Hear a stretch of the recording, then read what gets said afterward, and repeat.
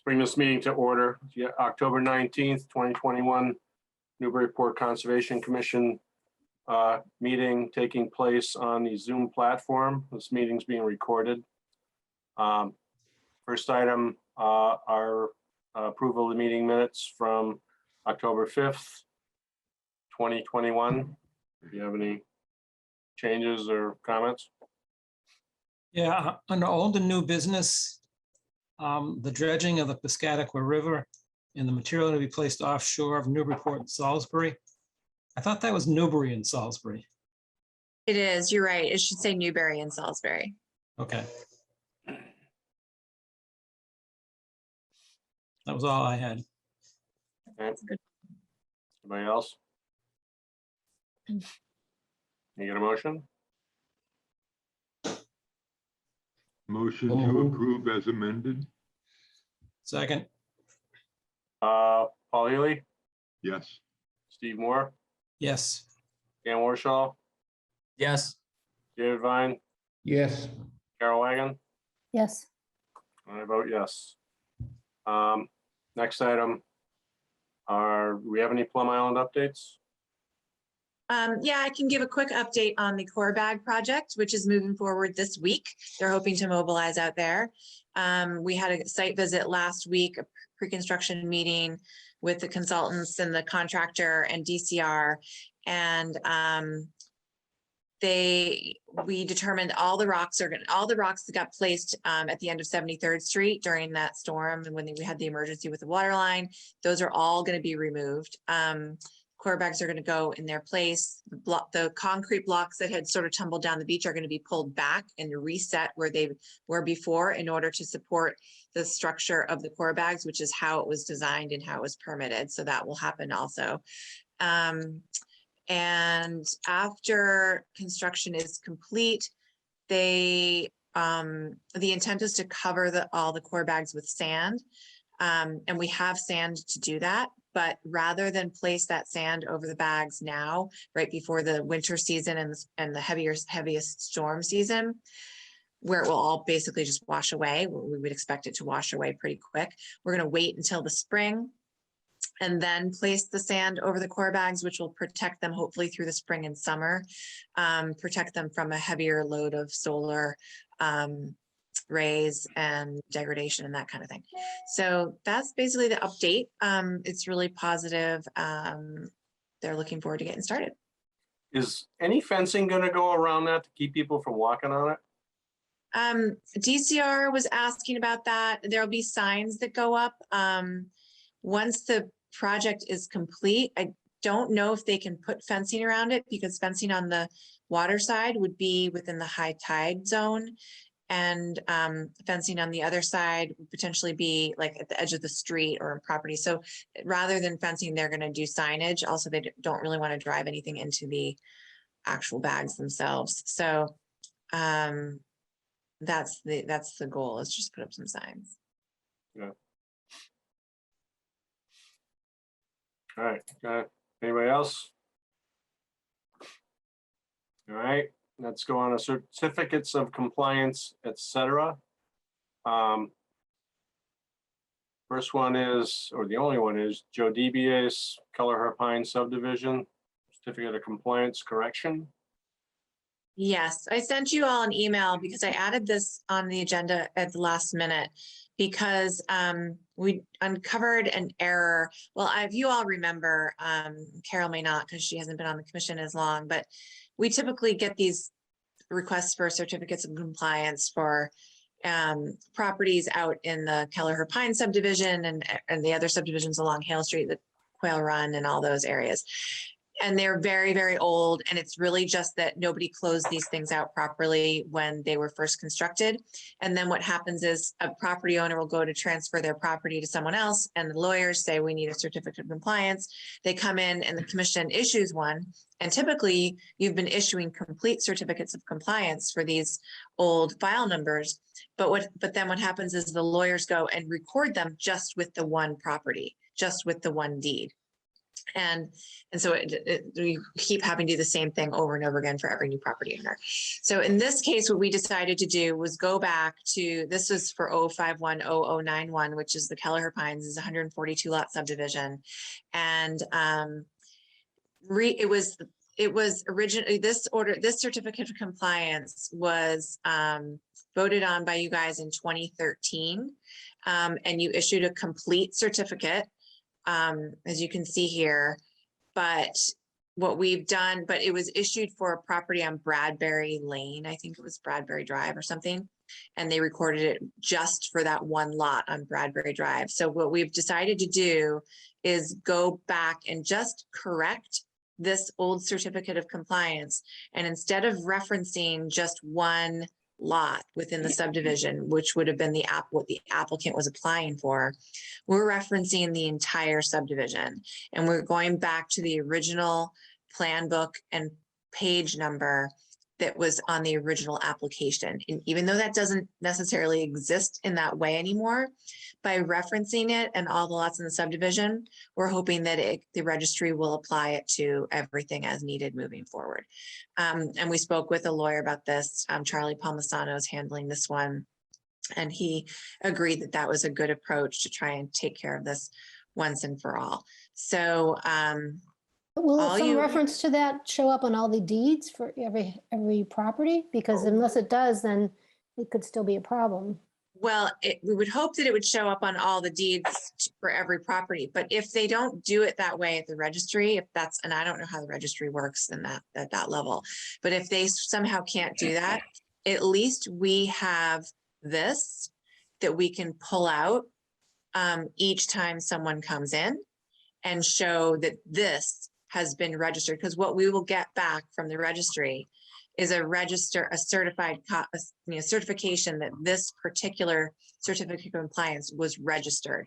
It almost doesn't matter at that point whose property it was registered with. If this is registered, we could give it to another property owner and they could take it to their lawyer and doing the title searches and whatever, and show that this is applicable to their lot as well. And then maybe they could take a copy to the registry and have it recorded with their lot. And again, this is prompted by a homeowner right now who's going through this with trying to sell this property. And he and his lawyer feel satisfied that by just making this correction and reflecting it in this way, it will solve their problem. So I'm assuming if it solves their problem, it should solve everybody else's as well down the line. I don't know enough about, as long as it shows up for the other properties in some way, then I guess it doesn't matter. You just wouldn't want somebody who buys a piece of property not having any idea that any of this happened before, and there would be no reference in the title search. So Right. Well, that's what's been happening. That's why we're in the situation we're Oh, in now. I see. Oh, That's okay. why we're doing this, because that's what's been happening. This was issued, this certificate of compliance for this project, for this order of conditions, was issued in 2013, even though that was way, way, way too late. But it doesn't come up when people look at their deeds. It only comes up for the property that it was registered with, and that was listed on this this particular section right here, number 3. Previously, this had said whatever the address on Bradbury Lane, and it gave the assessor's map and plat number and parcel and lot number for just that one property on Bradbury Lane. And by doing it this way, we hope that we can get it, if not recorded with all of the 142 lots, that at least it could be utilized in the future by the other lot owners without the commission having to go back and do it over and over again. Yeah, it seems like it's worth a try, and we got nothing to lose, because if it doesn't work, then we're back to where we were before. Right. So Okay. I kind of hesitate to say this, but I mean, if this does work, is it worthwhile to notify the 142 property owners of this? We could send them a copy, all of them in the mail, and ask them to record it with their property. It's not a bad idea. yeah, that's a good idea. It's a really good idea. Julia, Yeah, you're because that way probably at going to least- have to describe this though 140 times. I can write one letter and just send it to everybody. Yeah, because that's the point I was trying to get at, is that individual buyers or sellers, whatever, wouldn't know about it necessarily unless they knew to look for the original certificate. So I would agree with that we should do something to let people know, encourage them to make a So record. we'll all get together and have an envelope stuffing party. I can do that one day. No worries about that. But Well, maybe it could go out with the tax bills or a water and sewer bill. yeah, I mean, I think I can easily get a printout. I could get labels done for those properties. I could get that from the assessor's office and I'll figure out how to do it from there. If I need you guys to help me stuff envelopes, I will ask you. But that's a great idea. I want everybody to have a copy of this. Yeah. Who thought that 30, not even 30, how long has it been? Like almost 50, 40 something years later, that we'd still be dealing with the subdivision and it would not be in an easy way. So There must be some properties that have been sold and the title search didn't find this. yeah. Well, Joe DBS, is that how you pronounce his name? He says a DBAs. DBA. So Joe DBA said that when he bought his house, they didn't notice it at all. No one asked about this at all. And only now Oh, yeah. the new lawyer wants to know. Well, yeah, that's why you can't just have this one document that's not tied to the individual properties. Yeah. I don't think, Yeah. because people won't know otherwise. All right. Okay. So we will need a motion. To approve the corrected certificate of compliance. A second, Roll call, Paul Healy, yes. Steve Moore, Yes. Dan Warshaw, Yes. David Vine, Yes, Carol Wagon, Yes. and I vote yes. All right, we'll see if we put this one to rest finally. Can I get a motion to open the public hearings? So moved. Second. All in favor? Aye. Aye. Aye. Opposed? Okay. The only item on the agenda is Michael Doyle, 39 Reservation Terrace, notice of intent. Okay, let me see if I need to bring anyone over. Mary Rimmer, I'm gonna promote you to a panelist, as well as Michael Doyle. So you can present the project, and I have all the documents up here as PDFs, so you can unmute yourselves and you can let me know how you want me to proceed or what you want me to show. Great, thanks very much. Here I am. So this is about a 1/4 acre parcel that was approved for reconstruction, rebuilt in 2014. There was an order of conditions issued to Ross Solomon under DEP number 50510912, which I believe was issued a certificate of compliance as well. And the house was basically entirely rebuild and put on piles. And so the applicant is a new owner, Mike Doyle, who I think may be present tonight. He may or may Yes. not be here. Yeah, And- exactly. Do you see him anywhere, Julia? Yes, he's here, and I moved him over also as a panelist, so he should be able to unmute himself and talk if you'd like him to, or if he needs to. Yeah, Great, I'm here. thanks. Thank you. So the project is essentially to take the what is now a 2nd-story deck right there and create a 1st and 2nd-story addition in roughly the same footprint.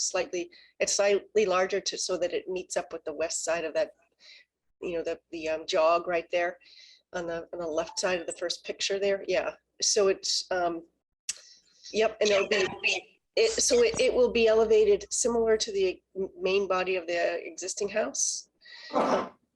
Yep, it will require one additional piling at the corner where it meets the flush with the other house yes, that back corner here. right Yep. there. Thank you. Yep. And then and some stairs that are going to come out from the new addition. Those existing stairs that you see will remain in place. So it's a 1st and 2nd-story addition with a deck on top. of that. So it's the total new lot coverage, including the new little steps and the bump out there is 59 square feet. So this is, that's, thank you. That's the plan view image showing the existing deck outlined in black. And the new work in crosshatch, you can see. So you can see that they proposed wood piles to support the new steps on that. Oh, okay, we'll do, yeah, see right there. Thank you. About 15 square feet there. And then the new coverage on the side is about 44 square feet with the new H pile on the corner there. So there would be, yeah, like I said, it's a 2-story addition with the deck above. The existing deck right now, there's not a lot of vegetation underneath it presently, but we do, there is some, and it's very sparse, but it's about roughly 300 square feet or so, give or take, and we're proposing to mitigate that in 2 locations on the site. The one is near the street in an area that's poorly vegetated, so we've got almost 100 square feet right along there where there is not a lot of vegetation right now. And then the other is in front of the bordering house there, the house that comes right up to the property line. The applicant has put in a number of native trees and shrubs since he's purchased the property. Those shrubs that you see right there are northern arrowwood. There've been a number of beech plum and Rosa rugosa planted in the throughout the area, and those are shown on the survey here. So those are additional plantings since he's purchased the property. We did get the zoning sign off, and so I think, Julie, you have a copy of that. Yep. So I guess at this point, I would just open it up for questions. I do have some photos if you need to see additional photos as well. And here's the plan view, here's the elevations. The elevations, sure. So this is the area that's currently just a deck right now. They're building above it and below it. Is that correct? Existing property looks fairly close to the ground level. Has that been documented? What is the current elevation on the lowest horizontal member above the ground level? It is it's minimum 2 feet above grade. It just received a certificate of compliance. It was required to be a minimum of 2 feet above grade. And I think it looks like it's probably just about at that. We do have some spot grades on the plan, and it's roughly elevation 9 in that area, which is the flood elevation. Yeah. Dan, I understand what you're talking about, but I think when you, a lot of the vegetation that's grown up around it sort of obscures and makes it look like it's closer to the ground than it is, but I do believe it's 2 feet. Yep. There's actually some vegetation growing a few feet under the building as well. That image doesn't show it very well. Yeah. Yeah.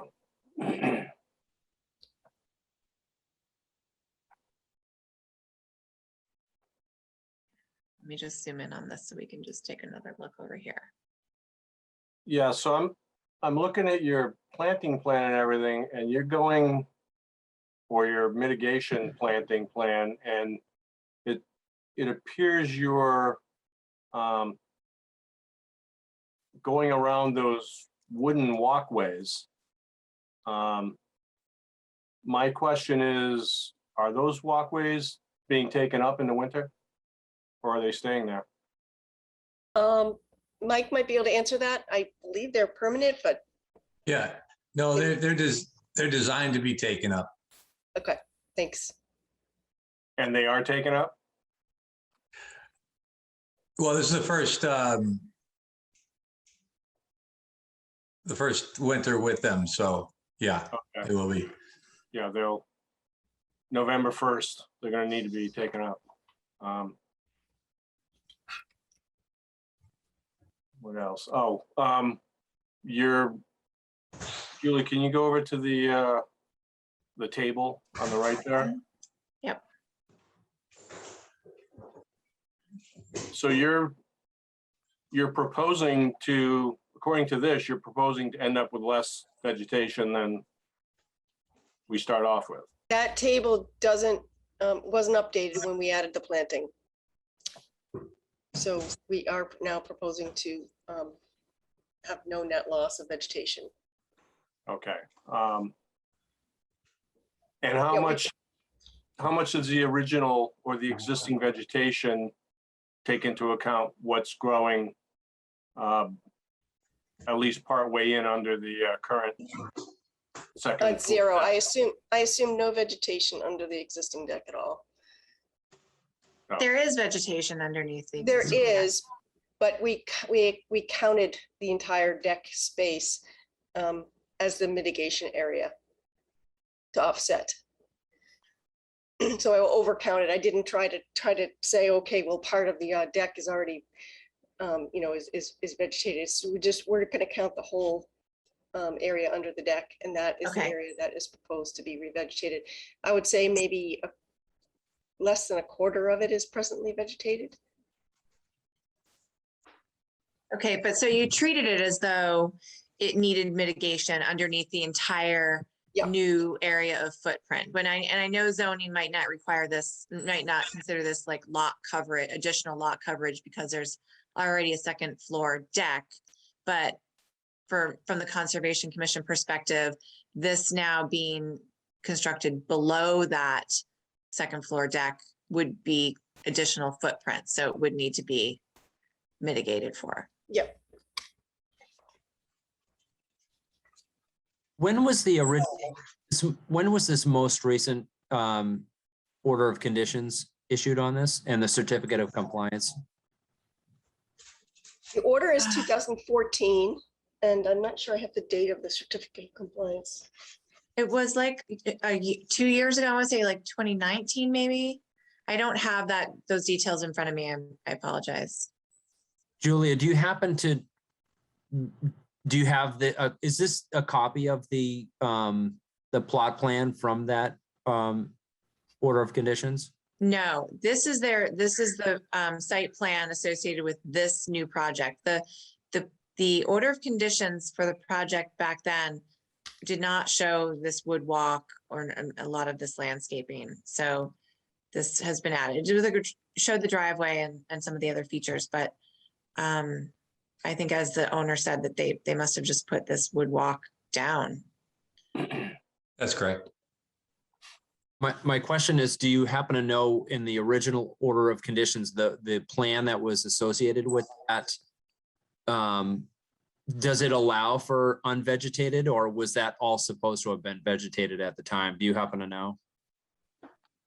That is a great question, Dan, and I don't have that information with me. I don't have that order of conditions. I might have looked that. I feel like I probably looked that up and didn't see anything, didn't see any special conditions, because typically I do look up an old order for special conditions, and there may not have been any on this, but I can go back and double check. I have a copy of the order. Oh, of you do? conditions here. Good. Were there special conditions related to vegetation? It looks like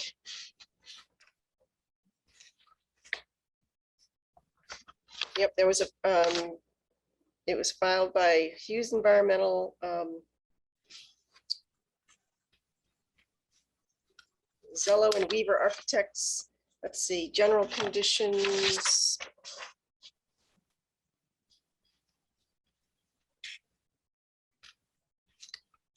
Pre-construction, special conditions, excavated material from proposed project to remain on site, material to be placed as fill if part of the approved work shall consist only of approved beach grade sand.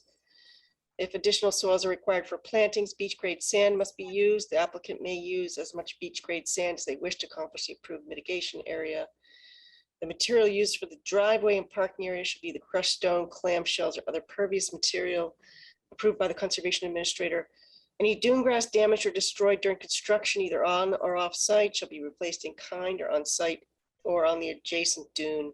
Any material placed in dune areas or outside the limit of work by the applicant without express authorization under this order should be removed as soon as possible by the applicant upon request of the Conservation Commission or its administrator. unless approved by the commission, lattice or other materials should not be used to enclose the area around the pilings. This area shall remain open to allow for the free flow of and movement of sand. And periodic sand removal from the driveway parking area after the storms may be accomplished by hand and spread onto the adjacent dune. Then there are post-construction conditions having to do with obtaining a certificate of compliance, which they did do.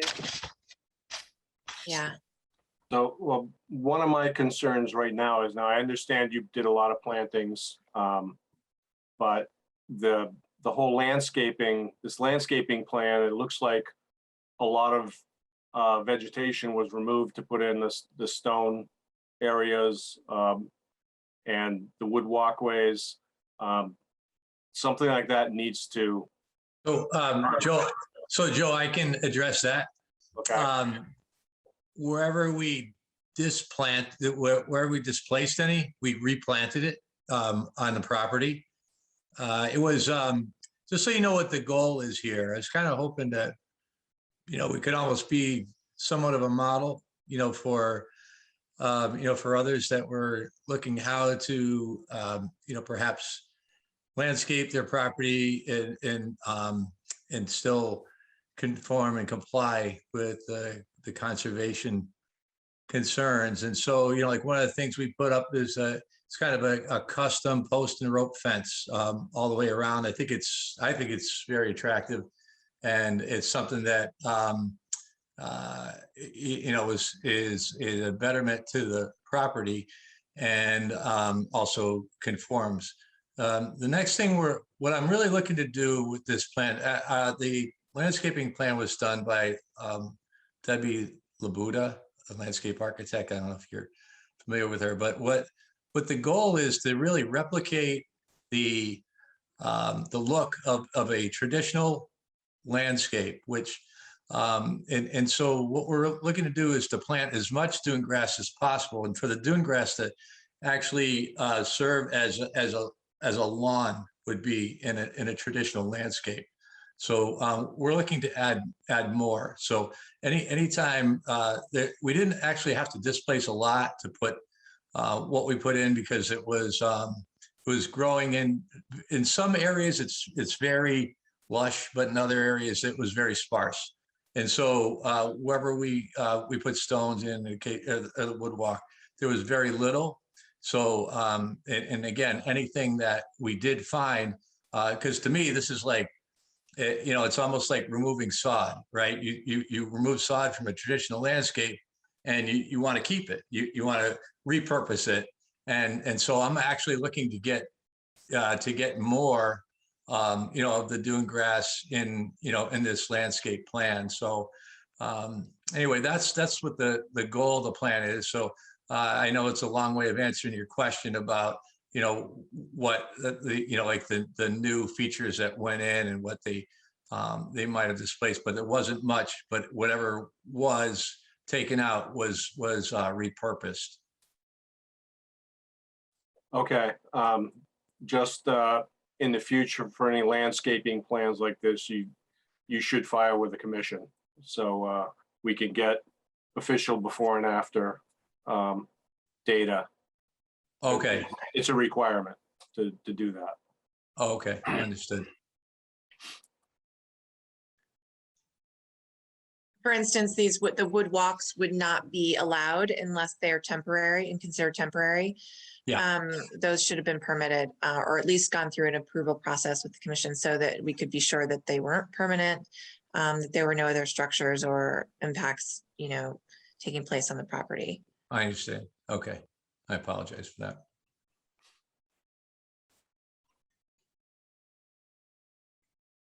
Anybody else have anything? I guess, was there some question about the 50% rule and, the additional space here? In this case, Steve, because the building's already entirely up on pilings, it wouldn't apply. Okay.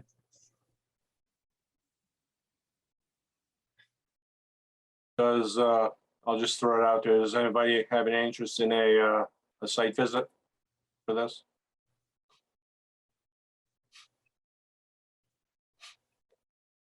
It seems pretty straightforward. I don't, Julia, have you taken a look at the property? I went out there today, actually, and I didn't want to, actually, I was telling Joe that if I had known this was a paper street right here and that there was a little path, I would have walked up it to try and get a better look back here at what was going on below the deck. But my goal was just to see what kind of vegetation was growing beneath there and, make sure that there was compensation being provided. I couldn't see very well, but I did note it's a very nicely vegetated site, especially back here. It's a lot of healthy dune grass.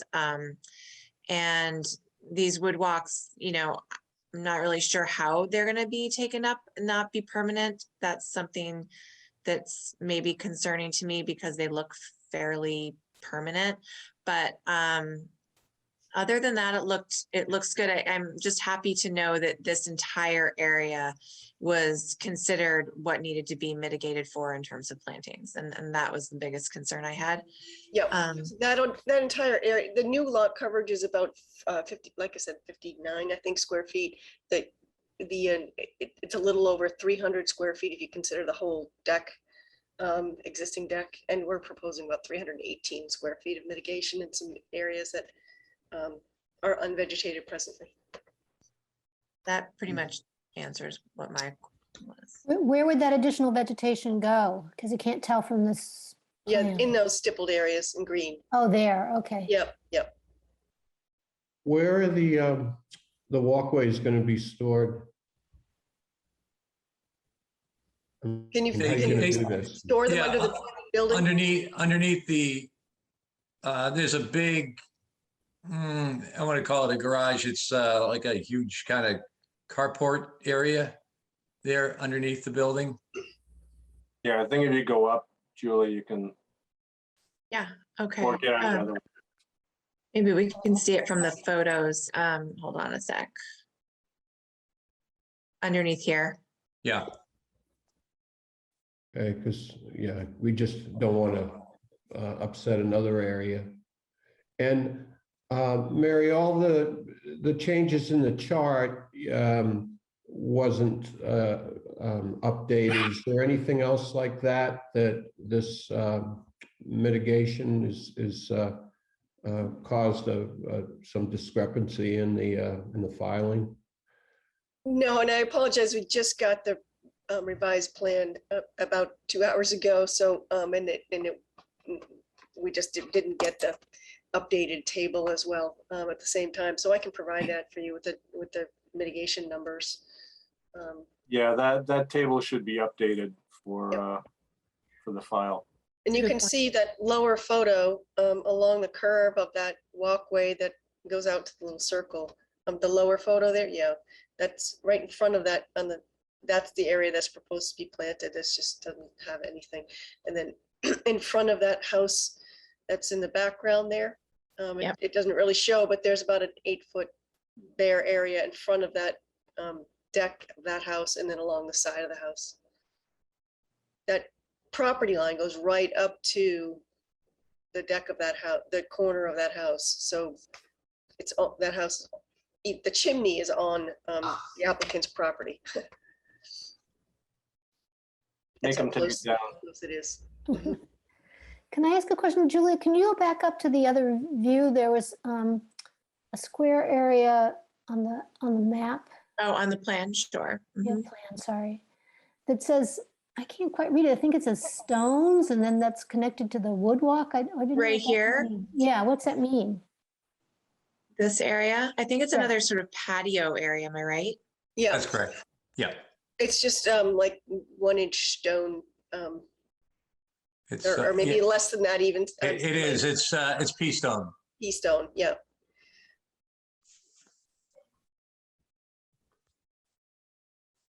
And the circle area is pea stone as well. can we go back to the photos for a minute? Sure. So the one that showed the garage area. Yep.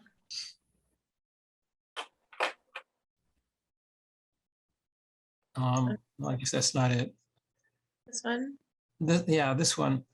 If I look at that wooden walkway. It looks like it's sitting on 2x-somethings. That's correct. I was thinking these were like the Moby mats that we use out on the beach that you just roll them up. Right. I don't see how you're going to take these up for the winter unless they come in short sections. Yeah, so they're all, if you're familiar with Trex decking at all, Yeah. it has these connectors that you use to, connect the different sections together. And so it's just a matter of just taking them apart in sections of 6 feet and stacking them, storing them. Okay. Okay. It's like a lot of work. Yeah, I mean, it is a lot of work, but the real challenge of this is, you want to create, a space that is, it's pedestrian friendly. We have a dog, and so, we're concerned about ticks and everything in the grass. So, it's just it's a very, kind of attractive way just to get from one part of the, because when we first bought it, we're just concerned that the outside space was going to be completely useless to us. So, we just wanted to create something that was going to be a little bit more useful. And so, yeah, so it's a lot of work, but it was a lot of work building it too. Actually, I'm not a particularly handy person, but my brother came down and we built it together. And it took some time and effort, but and so the same thing will be involved. And I mean, it's not going to be nearly as difficult to take it up as it was to build it. I can tell you that. What's preventing us from allowing this, as aside from the fact it wasn't permitted, but I mean, could this be permitted? So, there's the regulations don't allow any sort of solid surface decking at grade or pavers or, or concrete or any of that kind of thing to be used as a patio or a walkway. It has to be loose material, crushed stone, gravel, shells, pea stone, etc. The only time these you're allowed to have an elevated wooden walkway as long as it's a temporary in nature and can be brought up and put back down again at the beginning and end of a season. So that's in the regs. That's why, so this isn't this is a good, nice solution for a walkway when people need more stability than walking on sand or loose material, as long as it's considered temporary. Because if it was permanent, then it doesn't meet the regs. Yeah, because it's solid, essentially. Yeah. Okay. And since it's Trex, I'm not going to be helping you move it either. Ah. Well, you won't get any splinters, Joe. So This is true. I've used a lot of Trex. yeah. All right. We have any other We need questions? a file number for this too, Mary, just Oh, to we don't have- FYI. We haven't Yeah, I got a don't file know. number yet, That's a hold up on that, their end there. Yep. so we're not closing this tonight anyways. All right. Commission have any other questions? No. Is anybody from the public have any questions? Raise your hand if so.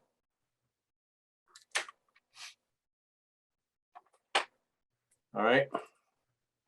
Seeing none. You want a, why can I never bring up the word? Postponement? Continuance. Continuance. I always blank on that. We are not having a meeting on the first Tuesday because it's election day. So it would be on the whatever the second Tuesday. November 16th. 16th. November 16th. Okay. Is there any way to close it contingent on a file number? I know that they're eager to get underway at this site, so We don't normally do that. okay. Generally, we Okay. need a final number, so. So we'll update the plan in the meantime to make sure the mitigation table is corrected, and I guess we'll see you on the 16th. Okay, Okay, thanks, Mary. get a motion to continue. So moved. Motion to continue to November 16th.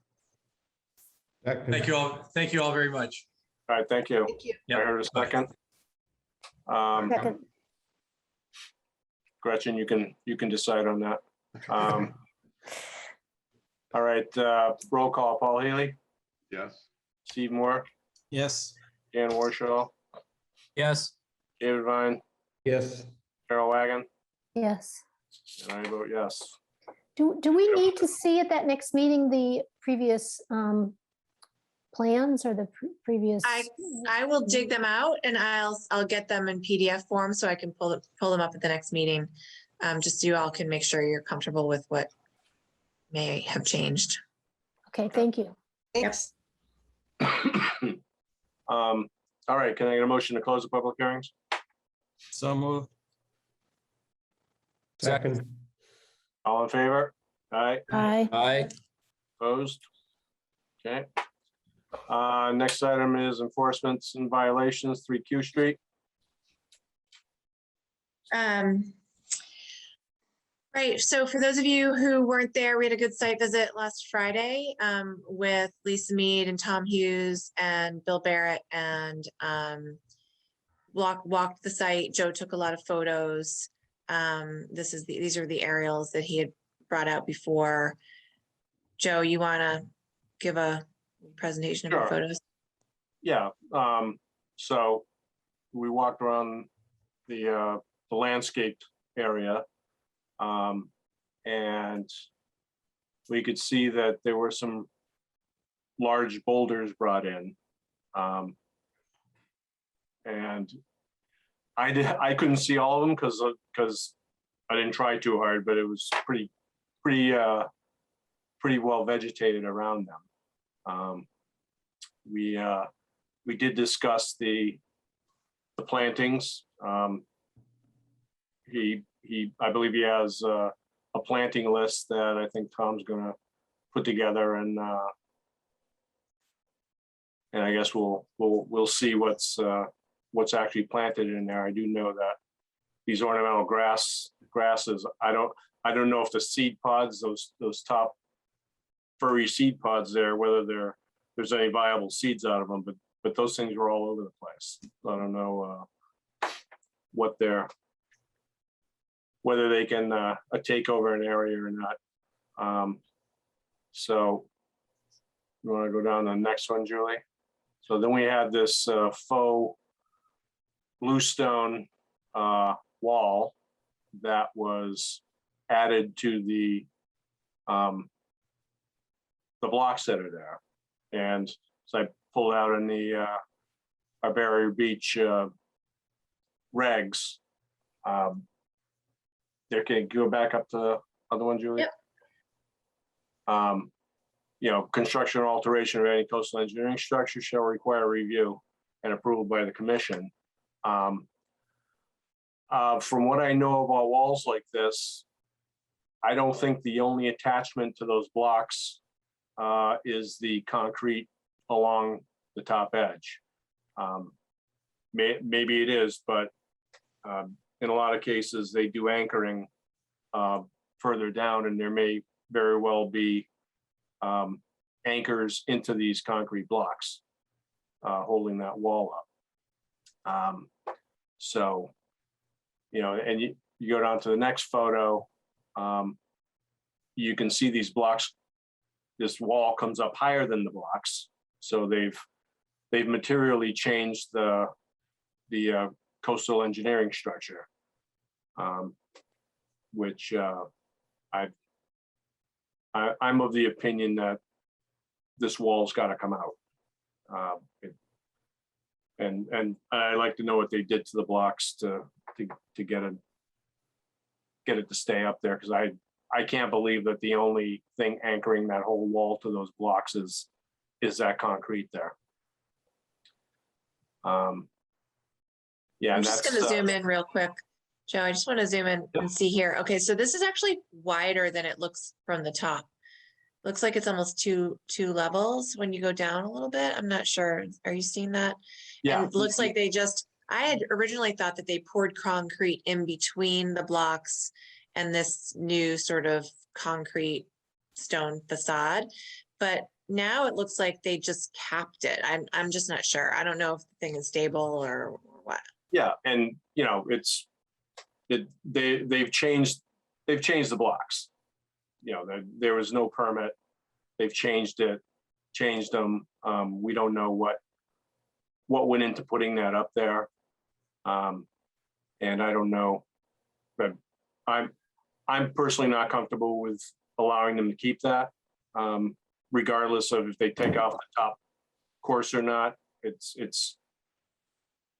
there's a good amount of mass there too. So the faux stones are most likely pretty dense concrete. So they've definitely changed that wall. We don't know how. Lastly is I just took a picture. That's the old foundation for the garage they took down. Julie, was that the wood framing there on the bottom left? Was that for a shed or was that a ground level deck or what was that? Yes, so that was like a little addition. So this was where the garage was. You can see the concrete edges of the concrete foundation. And then this area with the framing was like an add-on to the garage. Historically, they had like a little additional shed area attached to the back of the garage with this different foundation. Excuse me. And we also discussed that tree on the right because it's you know, it's more or less healthy. I think it's an ash tree. But yeah, you can see the lighter colored area there where there used to be another large branch that came off, and the discussion was possibly to have that tree removed. Well, because Probably this is because- where they put the new shed. The new garage, yeah, if they put one in there. And I don't have an issue with removing that tree just because it's leaning toward the neighbor's yard or the deck and everything, so it doesn't seem super stable either. But that'll be up to them to work through. What did I miss, Steve? And Carol? If we go back to the block on the wall. Yeah, that one. I don't know. You know, if we asked them to just take them down level with the cement blocks, would that be adequate or? Well, my issue is we don't know what they did to the concrete blocks. Right. We don't know how they changed them. You know, They could have poured a whole new concrete wall back there and just put the facade in front of the concrete wall. I mean, that could be an entirely poured concrete structure behind those blocks. Right. it could be. I mean, You I know, almost with a feel like face- this needs like an after the fact NOI. Well, Is that yeah, I was permissible? gonna I ask mean, about that. Well, As far yeah. as I don't know that I would never have voted to allow them to do that. I don't know what anybody else thinks, but that's. how long has the wall been in place without the addition here? The blocks themselves, was that ever shown on a permit plan? Oh, those blocks? Yeah, Those blocks have been there for a long time. They show up on, they were there, you know, the regular concrete blocks show up and I believe they're in the 2017 photos. I'm sure Yeah. they've been there for decades. They've yeah, been okay. there. So They're probably, really it's just their modification of an existing wall that probably isn't permitted, but is been there. right. And maybe those were the same blocks they put in on Reservation Terrace and all that. Maybe they put them in around there too. Because they certainly they all have the beer can and beer bottle things holding up the loops. So Isn't there also a question about where the deck comes out from the house? There was some concern we had, I can't remember now. Yeah, On the other side. right, Carol, right, hold on, let me see if I can find, I had 2 pictures of that in this document, but I took them out because I talked with Julie and didn't seem like it was. it was, Well, we thought that they had added Yeah. to the footprint of the Living house and they space, said they didn't, but so what they did actually add in terms of, I thought that they had added, I went back and looked at all the old plans. I thought that they had added actual living area and pushed out a living area underneath what was supposed to just be a flat roof. And then, which they then turned into a second floor deck. And then there was going to be a little landing on the first floor below there. There was supposed to be a little landing where people come out on a door. I thought they had pushed the whole thing out to the edge of the, I wish I had the plans with me. If you hold on one sec, I can open them up, just a sec. Q Street. But while you're doing that, I mean, just going back to and I don't know how or if at all we can address this, but wasn't there the concern that they had been approved up to just to the 50% level and no higher? And the sense was that they had done a lot more improvements than the 50%. It's right there on the left. Well, yeah, it's part of it on the left. So yeah. So it's this one. So their approved plans, this is from their approved plans, and Lisa had sketched in some of the changes that were made. This was decided, this is a rear elevation, I guess, right?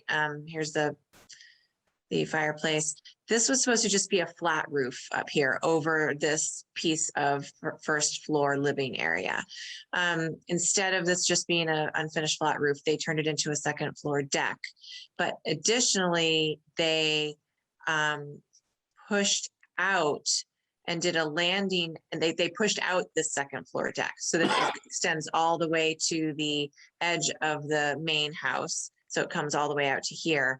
And then they have a landing below it with pillar that comes down. Large column, yeah. Yeah, column. So that was a change that we made. And I originally had thought that this area right here was also new living space, but it's not. This was already living space. So really the only additional footprint they added was this new landing covered by this second floor deck. But as Carol mentioned, they weren't allowed to make any changes because they were to the dollar, the 50% threshold. And there was a very specific condition that required them to come back with a revised plan and a revised appraisal with any changes that were made. And so there were several changes made and they didn't come back. I mean, who knows if it pushes it over the 50%. I would think that if they changed anything, it would have pushed it over the 50%, but they're going to do an appraisal. I got the sense that Lisa was trying to make an argument that some things were added and some things were taken away. And I was anticipating it'd be some kind of a scorecard here or something that balanced it out. But I guess it's just going to be my appraisal. Well, it would be, I would like to see what differences there were, what they changed, a whole list of the things they changed. Yeah. So we have some sort of record of what we had approved originally though, right? Mm-hmm. Yeah. Yes. Yeah, all this is what we approved. And is there any precedence for going sort of retroactively back to what the appraisal had been and doing something if people went over the 50% after we'd approved the project? We haven't, the last few years, we've had a few that were like right at the threshold. But this is, from my experience, this is the first time that something like this was done that could have possibly thrown it over the 50%. Yeah, but what if anything can we do about that now? I guess that's my Yeah. question. Oh, that's a good question. And we have never had a case where we've gone back and asked them to then go back and elevate the house, let's say. And it could be that their appraiser will come in because it's an appraisal and not that clearly their construction costs may have gone over by changing a roof into a deck and making it bigger, etc. But if they also might say that they saved money on certain areas that we don't know about. Their appraiser could come in and say, well, adding that second floor deck doesn't actually materially change the market value of the house. It's, not that big of a deal. It wouldn't have caused a buyer to spend more or less on the house. So that may be what they come in with and say that there's no change to the appraisal. But if there was a change, if we got a peer review and the peer review said, they could come and look at this house finished now and say, oh, it's worth way up here. Then in terms of like how the commission handles that is unprecedented. I don't, in my memory, that hasn't happened. Right. Yeah. But the reality is, if that's the law, something needs to happen. If that's a requirement and they go over it, just the fact that they came in and designed something right to the 50% and then they change stuff, that's a them problem, not an us problem. And they need to remedy it. But will that be part of what we'll be asking of them? Because I wasn't clear whether, I know Lisa talked about, all kinds of things that they were going to provide, but I wasn't clear whether they were going to do a new appraisal and compare that to the original one. They are. Yeah, we've asked them for they are going to do a new appraisal. They have to do a new appraisal because it's in the order of conditions that they do a new appraisal. And I think it's probably likely that their appraiser would come in with the same value, then the commission can ask for a peer review if you think that that's not valid. And then my guess is it would end up being something like our appraisers, methodology and result versus their appraiser's methodology and result, unless it came out the same somehow. And then the question is, well, let's say, does that go to court? Does the property owner at that point just offer additional mitigation? I don't know. Or does the house get lifted up on pilings? I think that that's a long shot because of the, cost and resources involved in lifting this house at this point. But, I don't know. Again, we haven't done it before. Right. And the other thing is they're not going to get a certificate of compliance either. So. But they don't even care at this point. Well, no, but if they try and sell the house, they're going to need one. Yeah. Yep. So they're not going to get one. Yep. So they need to pay attention. I don't know how long Mr. Drago wants to live there, but if he wants to sell it, he's going to need one. So Can we go back to the wall? Yep.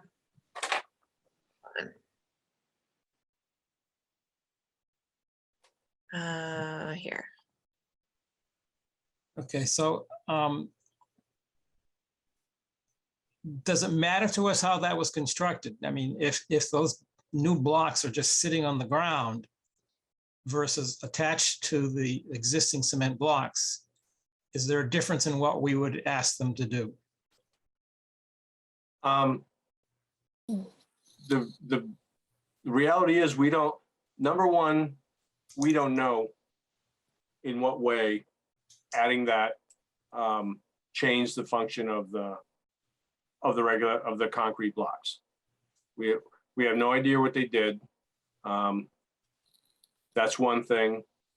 And the other thing is, would we have approved putting a facing on that like that? And I know I would have asked for a sign off by a coastal engineer as to whether it would materially change the functionals of those concrete blocks, and I know it will. It's stiffening them. It's basically connecting all those blocks together. Okay, well, we have a coastal engineer sitting on the commission. Yeah. You want to offer an opinion? You want to sign off on it, David? Yeah, right. I mean, I'm just thinking of it, let's not think, as far as I'm concerned, you've changed the mass of it, you've changed the structure. I mean, you've altered it. And I think, personally, I think it goes back to that question, would we have allowed this? Or think in terms of if those were large stones piled up against there, would we allow that? And There are large stones on the other side of the new wall that we observed when we were out there. Oh, yeah, they brought in some big stones too, but they're not up against the wall.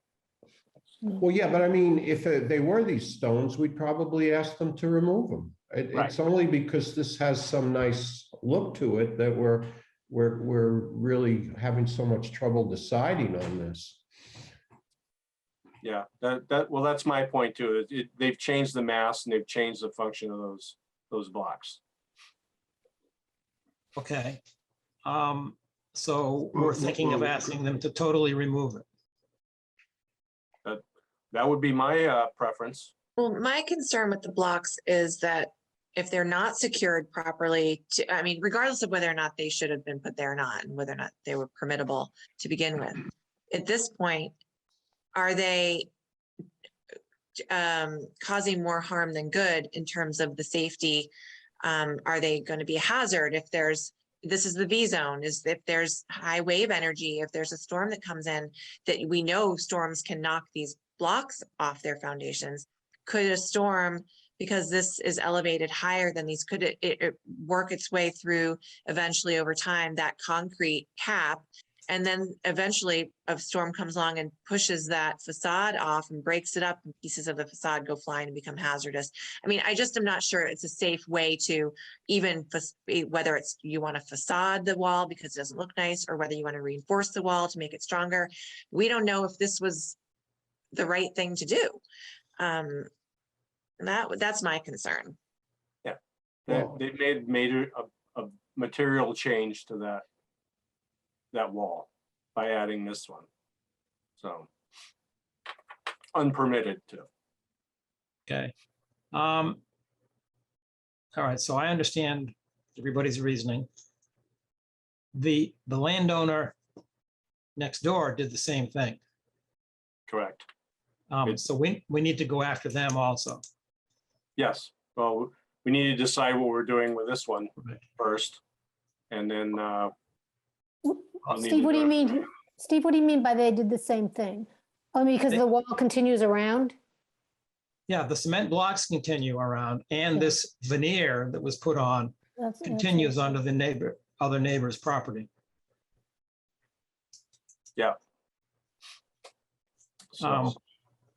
So I don't know if we can't decide on what we want to do with this without the applicant present, can we, or can we? Yeah, no, I think that they're going to come forward at the next meeting, which is in November, with hopefully a new appraisal, hopefully everything we've asked for, the landscape plan, showing all of the details of what they did, calculating whatever potential impacts to the dune vegetation there were or were not, the changes to the approved plans, obviously going along with the appraisal. And in this case, I'd like to see with regard to this facade on this wall, that it's been looked at by an engineer to determine whether or not it's safe or having any adverse impact on either the wall itself or could have it on the dune or on public safety. So that's Did what we didn't ask them for that, did we? we didn't ask them for that. But now this conversation, I think. Right. Yeah, So- I think we need to ask for that, because it's, to me, it's kind of like, they have the right to file a notice of intent to do this. And, if they can prove that it's okay, we can issue an order of conditions. If not, we can deny it. Mhm. But, I think we have to let them have their say at what it was they were trying to do and that it was done correctly. And one thing I went to the neighbor's property and I clicked on that part of the wall or that area. And according to the MEMAP software, that pretty much whole entire section of wall that has this facade on it is on Newburyport property. Just so we're clear on that. Well, I don't know what you mean by that, Joe. It's owned by the city? It's owned by the city. The property lines out here are not what they would seem. If you look at the assessor's maps, it would show that actually Q Street like runs through somebody's house. Everything is a little bit off out there. City property versus private property, it's all mixed up. So basically, according to map, what I'm just looking at right now, lot 75-173 starts, you can see where the wall right above the right circle jogs north. Right at the next corner is where the city property comes across at an angle, goes basically across the Like thing. this. So Mm. that's what it says here. And they're level 3 assessors maps, so I'm assuming they're at least slightly accurate. But Seems Be like that an as it awful lot may. of things that this site contains as far as the work they did that wasn't permitted. I mean, yes, it almost seems like we'd be doing precedents all over the place here if we just allow it.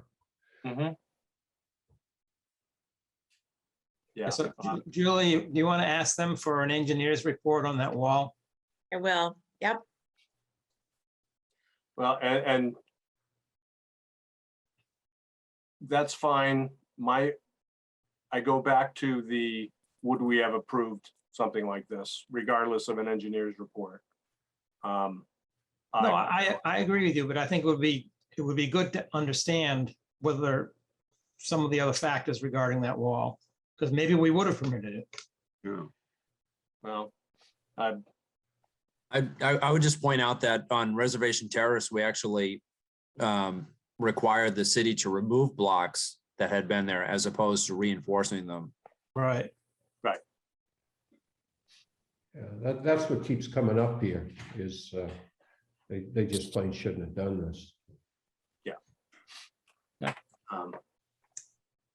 and and those other boulders too. The smaller rocks there, as I talked with Julie, we don't have any specifications for stone size, which, if that wall gets breached, those things are going to be projectiles, but it's that is what it is.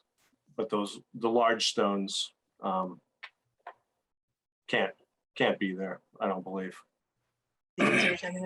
Yeah, those smaller ones are, they're 6 up to like 6 inches or something, but that the big one with the arrow to it is pretty massive.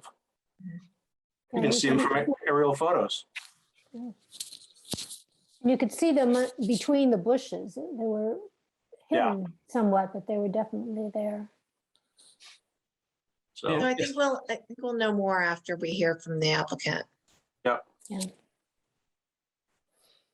How about that addition to the garage? Is that something that was permitted already?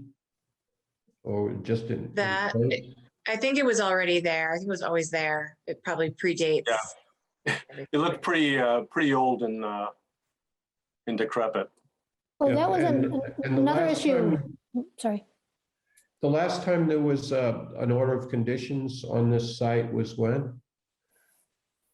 Long ago? That's a good question.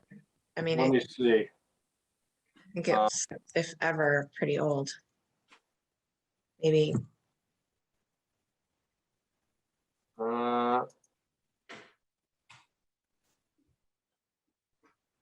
I It's, was confused about why, if this came before the commission before, why something wasn't done about all the cement out there. Good question. Well, right. I mean, as part of the permitting process for this, they did propose removing some of the cement, et cetera. But they also told us about that there was an existing condition out there that was not an accurate existing condition. Well, it was an existing condition, but it was not the pre-existing condition. They had already done it. So, yeah, anyway.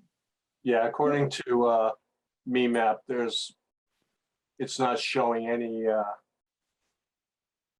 anything with regards to previous Conservation Commission Okay. notice. It doesn't even show this one it's not even listed on in the details. You might want to just check and see if all of those concrete blocks were put in under an emergency certification, like maybe in 91. Yeah, it might have happened. Yeah, because I know there was a big storm and a lot of people were getting emergency certs to do this kind of thing. Yeah, I mean, I don't think anyone's suggesting that these concrete blocks are not okay to be there. They're Right, clearly yeah. very No, they're old. there. That's not, for me, it's not an issue. Mhm. They've clearly been there for a long time. So. All right. Are we satisfied for tonight? Yeah. I guess it'll all depend on what information they come forward with next meeting Yes. and what proposals they have. Mm-hmm. And they will most certainly watch this discussion as well. So, well, we'll see. Okay. All right, we got anything else? Yeah, I wanted to have a brief discussion of the Colby farmland, Mm-hmm. the field along Low Street, where according to, I think was it Patrick or Michael Seacamp that came up with that? Michael, Yeah. no, Patrick. Patrick. Okay, he suggested that field be maintained as a hay field and mowed annually. Which is okay, but I just wanted to entertain it becoming a pollinator field where it would also be mowed annually. The only difference would be the time of year. If it's a hay field, I don't know if we'd want to put a July 15th restriction on it for ground nesting birds or not.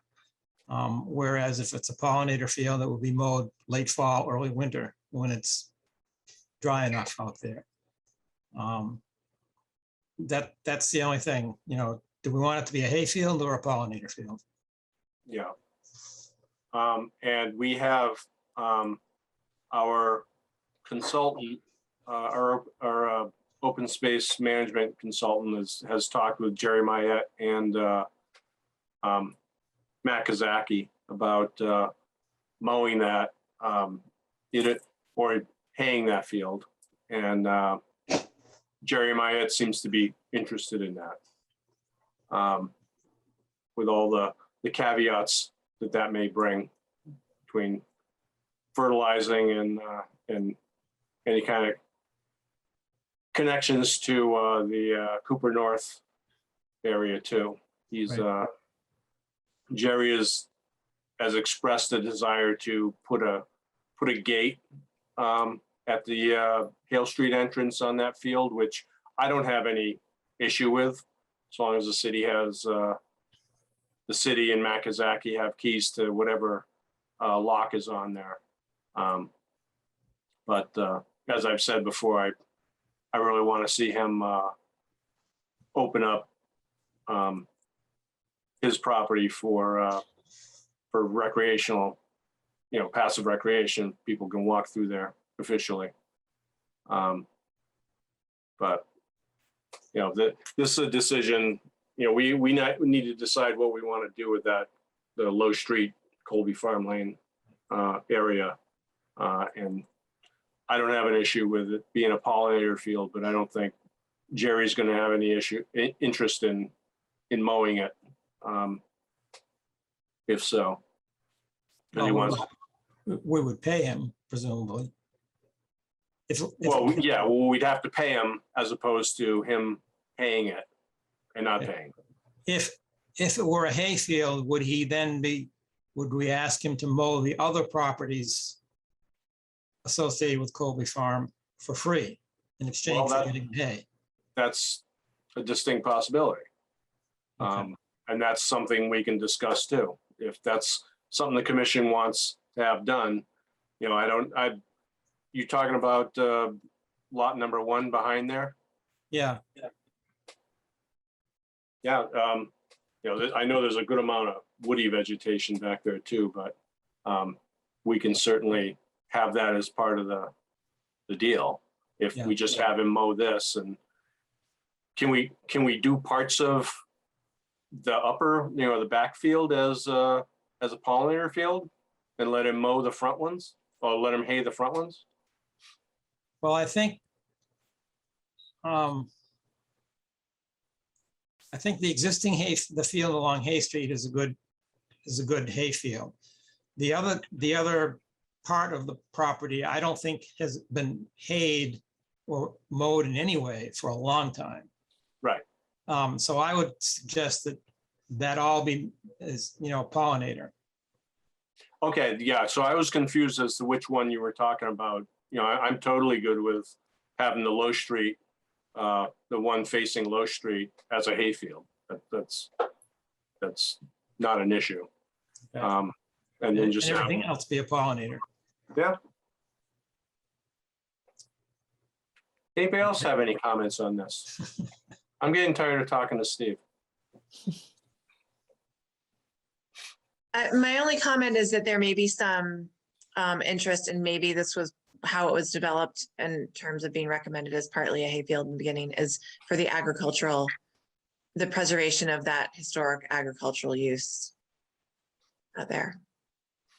Yeah, but we, you know, keeping it open, yeah, that's true, and that's why part of Cooper North is hayed now.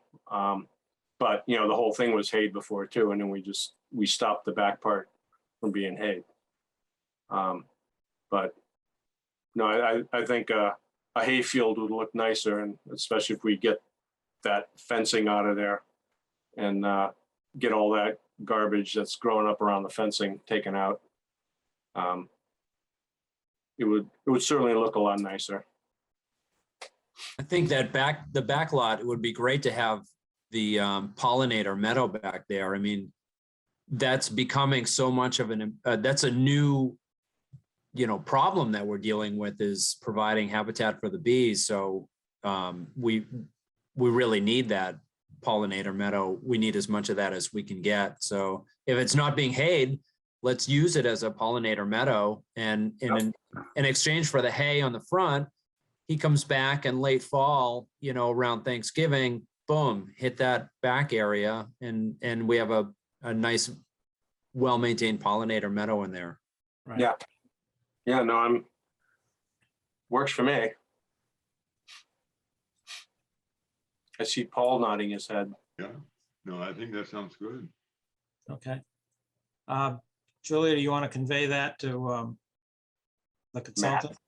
That you'd like to keep it, you go towards pollinator rather than hay? No. Is that what, oh, what? The Low Street field would be a hay field. Yes. Got it. You know, Jerry Myatt wants the contract to use that for hay. In exchange, he mows the back once a year, late fall, Yeah. as a pollinator field. Okay. Yeah. Speaking of pollinator fields, did we hear back about a site visit to the Evergreen site? Yeah, I know that's Lisa next said- on, that is next on the agenda. Oh, okay, You guys sorry. want that, yeah, I wanted to mention that before we end. Oh, okay. Tom threw out some dates, which you can see here, which make absolutely no sense, because like Wednesday, 11/26 is actually Thursday of Thanksgiving. And so what he meant was October 26th, but it's actually not October 26th. What he meant was Tuesday, October 26th at 12:30, and Wednesday, October 27th at either 11 or 2:30.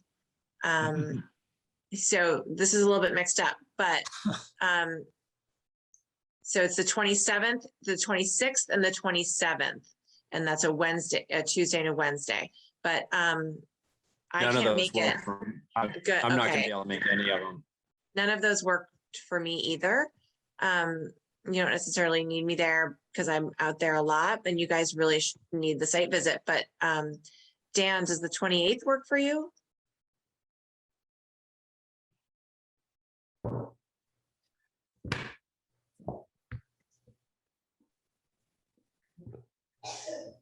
Or anybody else? Rather No, than that whole week, I'm no good that week at all, so. we could ask to push it to the following week because that's still. I mean, in time. I'm okay with, you know, I don't need to be there anyway, but I'd like to be, but if everyone else can go, set it. Well, let's I- quickly, I can do either of the 26th or the 27th. Although Me the too. 27th would be preferable. okay. Either way, I'm okay. What time is it on the 27th? The 27th was going to be either 11 a.m. or 2:30 p.m. Okay, because the 11 wouldn't work for me. Right. Right. Oh,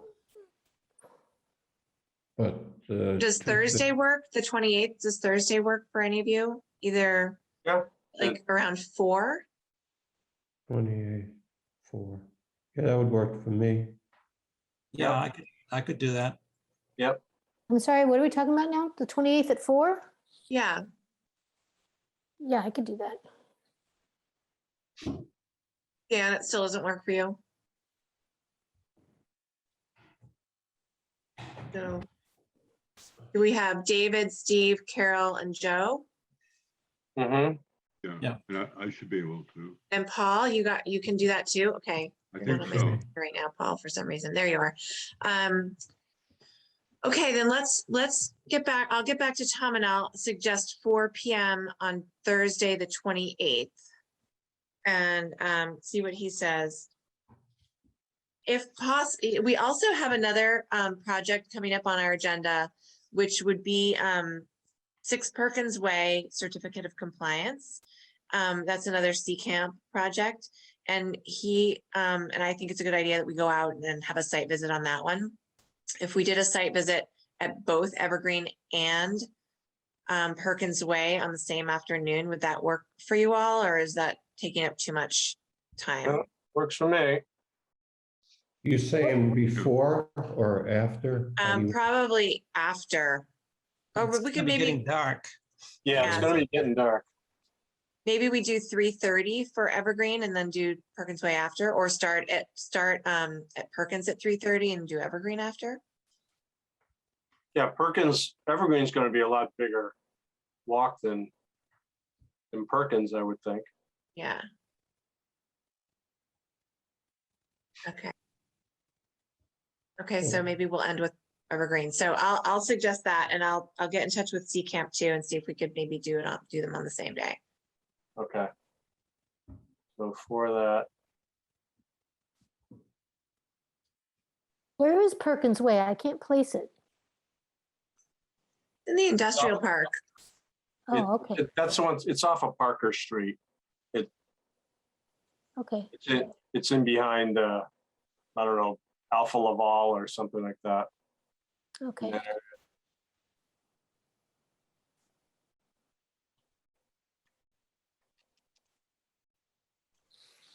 All right. Do we have anything else? I don't have anything else. Okay, Anybody else? motion to adjourn. Second. All in favor? Aye. Bye. I. Opposed? All right. Thank you, everybody. Yeah. Thank you. Thanks all. Good night. Right.